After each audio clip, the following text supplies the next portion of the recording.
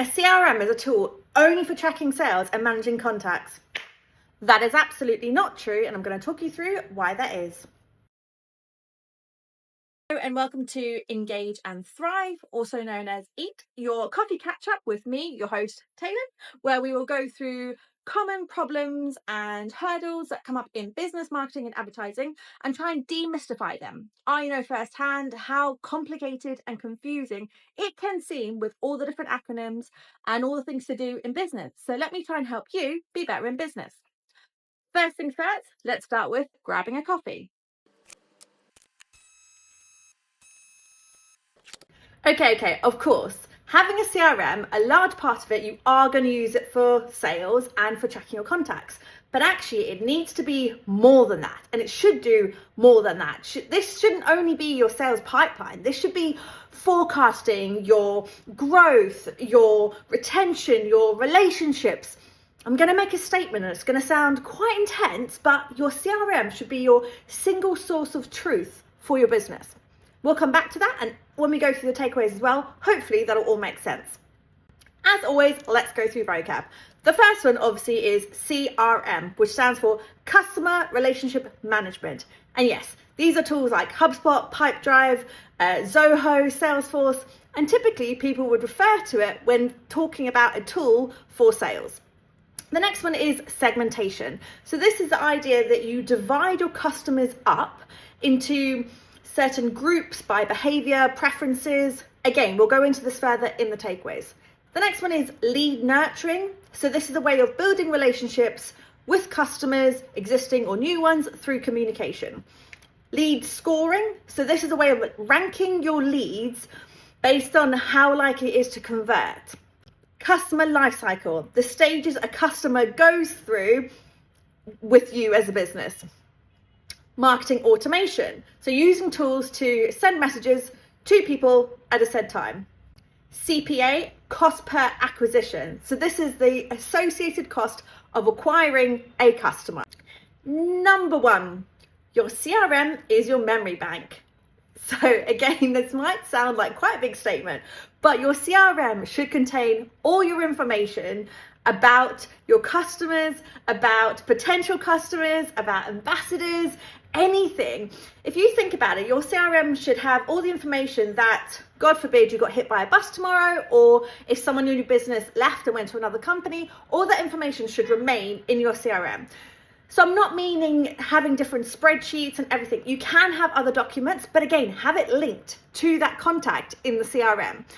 I mean, like, you have to think about it. At every stage and every part of your customer journey, you should have notes or comments or some way of linking up to your customer or to your contact in your CRM. And this is where integrations can become really important, because you should be able to integrate with, for example, Xero or QuickBooks or your email marketing that you're doing, MailChimp, whatever kind of platform that you're using. If you're selling products online, is it on Shopify or WooCommerce? But if you imagine your CRM being your single source of truth or your memory bank, then every purchase that customer has or every communication that they're sent, it should all be captured in that one space. Again, when did they first become your customer? Do you have their work anniversary or the time they spent with you? Do you have their birthday? So send certain communication on their birthday. Also, by having this as your memory bank as well, makes it a lot easier to collaborate across teams. So if you need to have support teams involved with dealing with a bug that your customer or client is using your product or service, or there's a return, again, all that information is captured there. It's not only the salesperson, it's then the support team. It's then the service level agreements you have with dealing with that customer complaint or the customer refund. And again, then another level too is from a leadership perspective. They should be able to generate dashboards and forecasting based on your customer activity, which needs to be coming from your CRM, because that is where all your information should be stored about your customers, not just about the sales, but about everything that they're doing. Number two, customize it. So I think this is kind of one of those misconceptions within a misconception. A lot of times, software or technology or tools are underused or misused, and a lot of it comes down to user error. Okay, so not understanding the full capability of what something can do or what it should be doing. I mean, we were never taught in school about how to do sales or how to manage sales or how to manage customers. So if you're running a sales team or running a business, especially if you're a small startup, how do you know what a CRM should be doing or how you could be using it? So obviously you can read up about all the different tools depending on which one you pick. You can have training with them, you can watch YouTube videos, but just some things to consider is when you're picking your CRM tool or you've already picked it and you want to be able to customize it, think of your customer journey, okay? And then think of ways that you're interacting with them and how you could automate things. So are there certain emails that you send to customers as an onboarding or to notify them about webinars that you've got going on or new promotions? Or are there follow-ups that you do after you have an inquiry? You know, you're always going to send them a follow-up message a week later, or you're going to send them a proposal within 10 days. Whatever it is, those things, it's likely that you can automate it within your CRM. And if you can't necessarily automate some of those emails, you can automate tasks to remind you to do those interactions. The other thing you can think about is onboarding and different workflows and reminders. So not only for the customer, but also for a team. So are there certain triggers you need to happen that when a customer joins, other teams are notified or that they need to kick in to do something else or activate their membership in some way? Again, all of this becomes like an accountability part of your CRM and back to that single source of truth. The other thing with customizing it, a lot of the times is you can actually put in custom fields. So there's certain data and information that you may want to capture about your potential customer or your existing customer that isn't like built in as a standard package as part of your CRM when you open up a contact. So I'm not just talking about first name, surname, address. I'm talking about like the target demographic they're in, or the geographic location they're in, or the product or service they're part of. Or this is when it can go down to your lead scoring. So how you can actually rank your leads, how likely are they to convert? If you have a product or service, and actually sometimes there's two people involved in that decision-making process. So if it was a B2C, it might be a loved one that typically would pay for the product or service, or if it's a B2B space, sometimes they may need a sign-off. Again, all that information is customized and personalized to you as a business that you should be able to customize and personalize in your CRM to make it work for your business. The nice thing is once you get the customization fields going and your segmentation and all of this kind of like information captured about each of these people and customers, you can personalize your communication so much more. And then it helps with more of those automations, follow-ups, triggers, understanding when to send certain newsletters and key messages to people because you've got all that information. And to go back to it as well, like anything you have in your mind as a sales team or as a group of people working with that customer or client, try and put as much of that information into your CRM around your customer, because again, that all helps develop how you personalize and communicate with them as an ongoing process. The other way about customizing, I think a lot of people think of a CRM or a sales journey as a linear journey, okay? So like from lead to prospect to client, we've got them, that's it. And I've covered off an episode before about retention, but actually once you've got them as a client, people seem to like drop off their energy of wanting to nurture them as a client.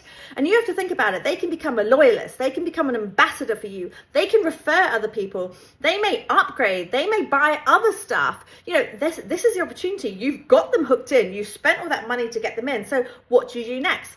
Which kind of, when I'm talking about all the segmentation and automation and customization, this is where it's so important. You need to be nurturing those customers too to kind of keep that pumping back through into the funnel and keep it going with more. And obviously this is where you can customize those different stages and understand at different of those stages, not just the linear journey, the circular journey of different things you want to happen at those stages, going back to your trigger points, your emails, okay, they've been on board with us for 1 year. What do we do for their anniversary? Okay, it's time for their renewal. Oh, we've just released a new product or service. They might be interested to upgrade so we can upsell them. Again, all that segmentation will help.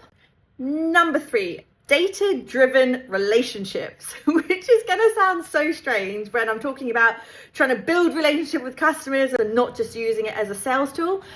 But honestly, this is like so important, because I'm going to go back to it again. If your CRM is your single source of truth, think of all that data and information and touch points that you've captured, that you've got about that customer or potential customer, that you can now use that information to do something with. So from a like top level perspective, from a leadership point, okay, they would want to be seeing the pipeline of sales, so your sales forecast, but then they'd want to be seeing the different stages of the funnel, so your lead, your prospect, your clients, your existing clients, the loyalists.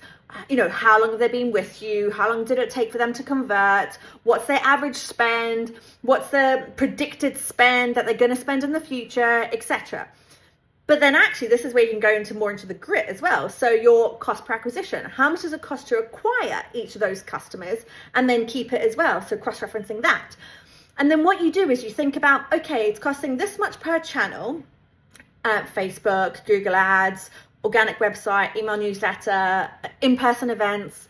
And then it takes an average lead time of this long. Okay, so again, another like cross-referencing of, if we're getting a lead from Facebook, it normally takes 3 months to convert, but when we go to an event, we can convert them within 1 week. All that information you're capturing, again, you're putting it into your different segments. This is when you start doing your lead scoring, but also this is when you can start working back to kind of predict and work out future sales you might need. So if then as a leadership team, they go, okay, we need 50 more customers in the next 2 months, you can work back and go, okay, we know that this is going to be our best channel of conversion, or actually, no, we need 3 months based on this level of conversion, and this is how much marketing budget we need as well to get those 50 new people. And obviously you can then optimize your campaigns, you can see what's working, you can track from which campaign landing page they're coming from, which newsletter's converting the best, which of your sales team is converting best, which of your existing customers are the best at referring. There is just so much data that you can be gathering from your CRM to then be using to actually help with your marketing strategy, your sales strategy, of course, and your business strategy. And again, going back to the point, which I'm going to reiterate, if your CRM is your single source of truth and all your information is there, think of all of that kind of integrating and looping together as a business, the efficiencies that you would have going on. Oh, beautiful. As a takeaway, I think it's very obvious what I'm going to say is that your CRM is not just a sales tool, and actually it should be your single source of truth for all your information about potential and existing clients and customers. And then you can obviously loop it in as a business and across all teams. Thank you for joining me for another episode of Engage and Thrive with your host, Taelon, and see you next week.